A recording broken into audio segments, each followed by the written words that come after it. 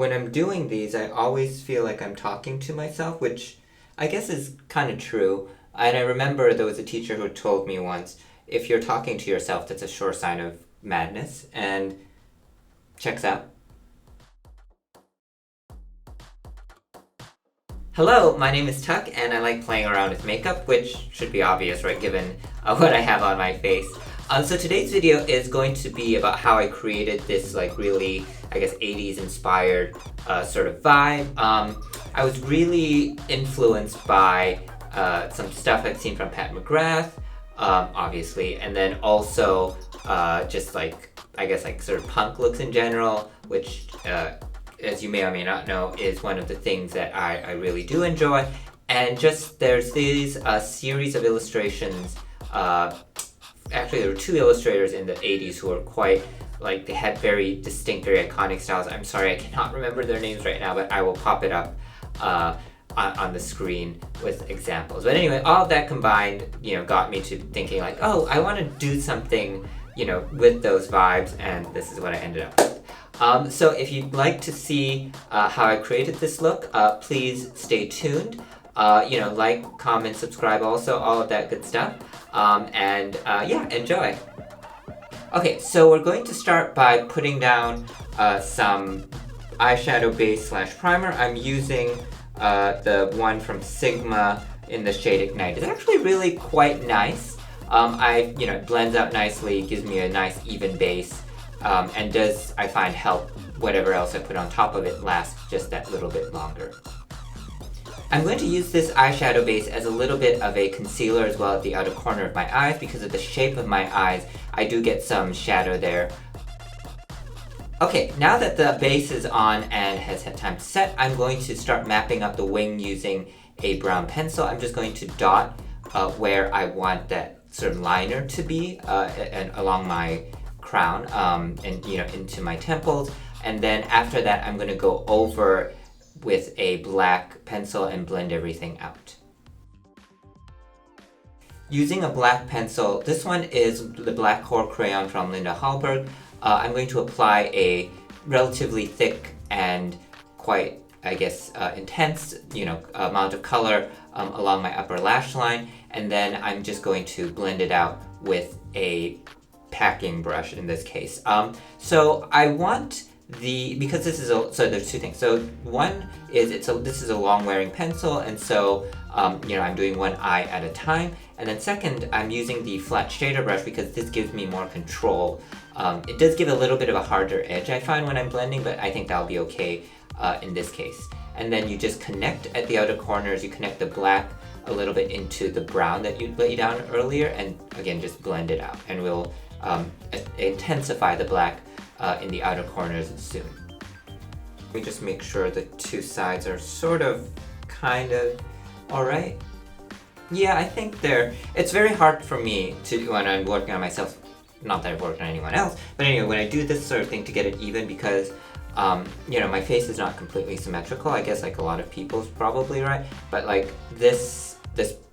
where my skull sort of flattens out here, it's like does happen sooner, and I think it's a little bit more sort of like here it's just like they're at different angles, and so when I do stuff like this, right, where it's like long straight lines, it can, even if it looks great from the side, like it's perfectly straight like this, when I turn it looks a little bit curved, so it's like it's a trade-off. Do you want it to look best from this way or from this way? And so sometimes I try to split the difference, which doesn't quite work. So I think the best is just pick a trade. Do you want it to look best from up front, or like kind of when you're doing like this?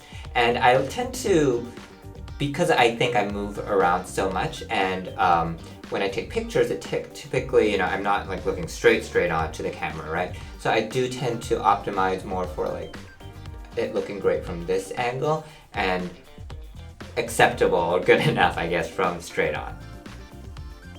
At this stage, as you're applying the pencil and blending it out, your goal is not to get the final shape. You want it to be pretty close to what you want to end up with, but don't worry too much about making it completely perfect. We can clean it up with a Q-tip, as I'm kind of doing here, but also later on we're going to I'm going to set this with some eyeshadow, and then when we put on our foundation, our concealer, put on the face, we can clean up the lines, make it sharper, change the angle slightly, all that sort of stuff. But for right now, just, kind of put down the template quickly, make sure it's relatively even, and then we can move on.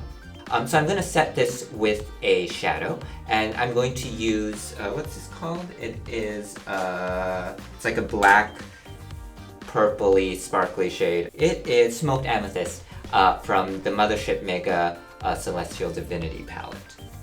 Using a flat shader brush, this is actually the same one that I used to blend out the pencil, I'm just going to pat Smoked Amethyst where the black is most intense. And then after that, I'm just going to take a pencil brush and just intensify the wings in the outer corner. Again, no need to be too perfect about this. You do want to maintain the shape as closely as you can, make sure it doesn't get too big. Or actually go as big as you like. For me, I don't want it to go too big because then it might overwhelm kind of the rest of my face, because this is already quite a strong look even without the rest of the elements on it. Alright, so the next thing we're going to do is, as you can see, there's still a bit of the pencil that has not been, set, if you will. And so I'm going to use the shade Blitz Blue from Mothership I, then also bring it up a little bit so you can kind of see a little bit of blue when my eyes are fully open and I'm looking straight forward like this. And then in terms of where it extends into the wing, it's not going to go too far. It's probably going to stop right around here-ish, I think. I'm just going to tap where the blue and the black/purple meet, again, just to blend them together a little bit more. In terms of how high I'm going to place the blue, as you can see, when I'm going pretty close to where the black was, so it doesn't, again, doesn't show too much when my eyes are fully open. But then at the end, I'm just going to take a pencil brush, just refine that edge, because I just want just the tiniest bit of blue to peek out when I'm looking straight forward. Okay, so that's the blue down then. Okay, so the next thing we're going to do is, sorry, that was a little loud. I'm going to use Blitz Violet Orchid, which is kind of this periwinkle shade from Mothership VI Midnight Sun. I should not be talking while I'm unwrapping, but oh well. So I'm going to place this just at the outer, sort of along the edges of the blue. It's going to go it's probably not going to even go past the outer corner very much, so it's not going to show in the wing. It's just going to be just a little bit on top of the blue. So I'm not going to use very much of this shade at all. As you can see, it really is mainly along the edge of where the blue is. This is just kind of to soften the edge, blend it in to my skin a little bit more, and then where it will be concentrated, the Blitz Violet Orchid, I don't even know the name anymore, that will be kind of just in the inner corner. So now let's move on to just setting down the under eye, most of it anyway. I'll refine it and kind of do the last steps once I have my base on. And so to start the under eye, I'm going to use that black pencil again, just put not too thick of a line, but then smudge it out, and then set that with Smoked Amethyst again. And I'll also tightline upper and lower lash line. Alright, so the under eye is a little bit heavier than I wanted to end up with, but for now I think that's okay. And I think I'll wait until I have the rest of everything on to make that decision about how much I want to basically lighten it. So let's go ahead and start on the base, the rest of the face. I did tightline off camera. And I think before I start though, I do need to clean up a little bit. There was much less fallout than I thought there would be, why I started with the eyes first, but there's still a little bit like right here, and then even if it's kind of invisible, sometimes it's there. Just to get rid of any excess oils, I'm just going to blot with a single ply of tissue paper, and then I'm going to use the e.l.f. Poreless Putty Primer just along my T-zone. I'm going to spot conceal now, and as usual, I'm going to use the same tip concealer. In this case, I'm going to use shade 1.5 because I want the right spots to kind of blend in to the rest of my skin. I'm not highlighting them or anything. So just take a small brush, just pat where you want to you know, conceal anything or bring a little bit of lightness like to the corner of the mouth. For foundation today, I went in with the True Match from L'Oreal. I'm in the shade W3. I wanted a kind of a medium coverage, so just carefully blend it in with your brush, with your sponge, you know, around where you've already placed down the eyeshadow. And at this point, if you want, you can also refine the lines a little bit. I think I'm pretty happy with how mine are, so I'm going to leave it for now.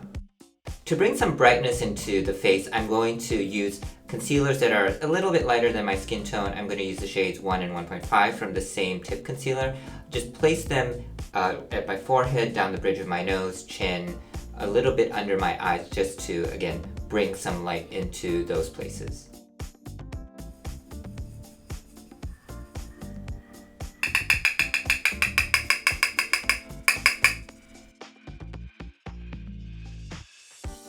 Alrighty then, so now it's time to bring a little bit more color and, you know, structure back into my face. And so let's start with, shall we start with contour? Let's start with contour. And as usual, I'm going to use my Kevyn Aucoin Contour Book Volume 3 and mix the shades Sculpting Light, Sculpting Medium at the usual places, you know, the cheekbones, along the sides of the nose, underneath the jaw, along the hairline. While I will use bronzer today, it's going to be a quite light hand. I'm going to use the shade Venice from that same Contour Book palette. For highlighter, I'm just going to stick with my old Faithfuls, which are Flash and Beam from that Contour Book palette. For blush today, I'm going to go a little bit more cool toned, and so I'm going to venture out of that Contour Book palette. Instead, I'm going to use this NYX Sweet Cheeks palette. Let's do the brows. I think because the eye is so strong and the mouth is so strong, I am going to put a bit more structure into the brow than I normally would, just so it stands up a little bit better to the rest of the face. I'm going to fill in my brows with the pencil side of the Infinity Brow Sketch and Sculpt from Linda Hallberg, and I'm in the shade Almost Black. It's a little heavier than I think I would like, so I'm just going to comb it out a little bit to blend in the pigment. And now I'm also going to go just tap over everything lightly with just a tiny bit of foundation to soften the look. I'm going to highlight the brow bone a little bit, and I'm going to use the eyeshadow primer from earlier. That's the shade Ignite from Sigma. And to add a little bit of shimmer to the brow bone part, I'm going to use the Skin Show shade from Mothership I. I don't remember what it's called right now, but I'll put it up on the screen. Okay, so yes, I think we're done with, I think we're just about done with everything except the lips then. It's going to be quite strong. I'm going to use a really bright shade of red. Where is it? Exhilarator from Maybelline. It's in their Super Stay like liquid matte, whatever, Super Stay matte lipstick line. This does not move, so be careful with it.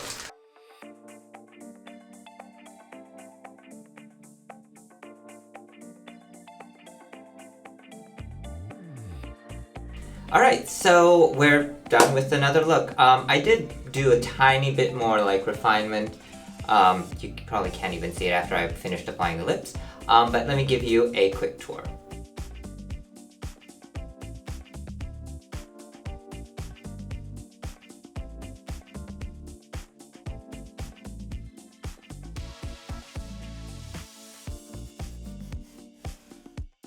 Thank you so much for joining me. I hope you had as much fun watching me create this as I did coming up with it. I think I might have mentioned this at the beginning of the video, but I hadn't been filming for quite a while, almost 2 months. And part of it was I was kind of lazy. I just didn't want to come up with, like, put up all the stuff that I need for filming. But also I was feeling the makeup scene in general. I feel like there's not, I mean, obviously there's only so many shades of mauve and rose and brown that you can come up with. But I've been just really not feeling the recent releases, which has made me sort of like less interested, I think, in makeup in general, which is silly because I have a lot of like really great, I would say, makeup. So like that, you know, just because recent things are not for me doesn't mean the things that I already have are worse. Anyway, yeah, really this is just about like Mothership 9 and just how not for me it is. I was really disappointed when it was finally revealed. Maybe I'll talk about that in another video. But until then, you know, if you like this and you like content like this, please be sure to like, comment, subscribe. I'll probably have a link to another video that I've done popping up somewhere, right? So you can fall into the rabbit hole if you like. But yeah, until next time, bye!